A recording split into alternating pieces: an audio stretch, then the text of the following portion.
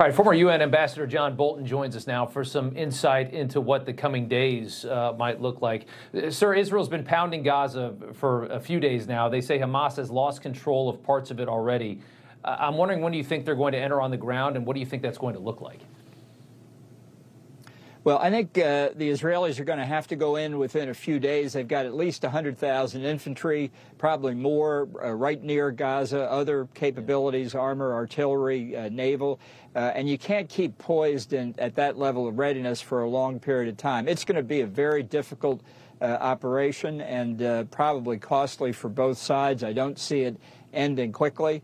If Hamas were a reasonable organization, they would find a way to make a deal to release the hostages. But I don't see that. I think this is, from Hamas's point of view, they're going to get exactly what they want, which is the Israelis to come into Gaza, and it'll be a battle of attrition.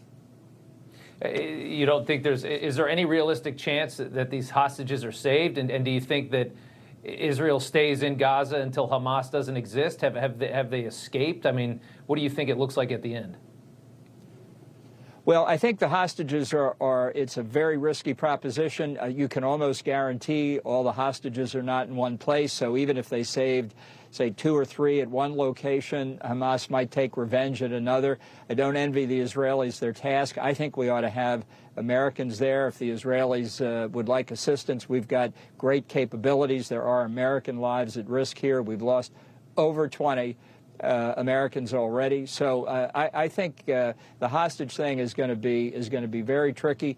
And I just think that Israel's made it clear that eliminating the Hamas capability to terrorize Israel is their objective. I don't think that's enough. I think given the mullahs in Tehran really are responsible for this operation, that until they're dealt with, the terrorist threat to Israel through a weakened Hamas or through a still very strong Hezbollah will remain. I'm worried that there's, like you said, that they want this to happen, right? If you say they want this incursion to come in, I fear what might be waiting for these IDF troops when they go in. And do you think that, I mean, how many of these militants have managed to escape? Do you think any of them have gotten out through this tunnel system, or are they all really there waiting to fight? I think a lot of them are still there, but when you hear proposals just to have mass exoduses from the Rafah gate into Egypt, that is a way, amidst the women and children and so on, for Hamas fighters, Hamas leadership to leave. And I'm sure the Israelis have calculated this, but you can already hear the international criticism that they're committing war crimes, that the International Criminal Court is going to go after them. This is where I think it's going to be very important for the United States to stand with Israel. The right of self-defense includes not just protecting against terrorist attacks, it means eliminating the threat. And I think that's what the Israelis want to do. The European Union's chief foreign affairs official has already criticized the Israelis even before the attack has begun. So the political conflict internationally, the pressure on Israel is going to be intense. I think they need strong American support.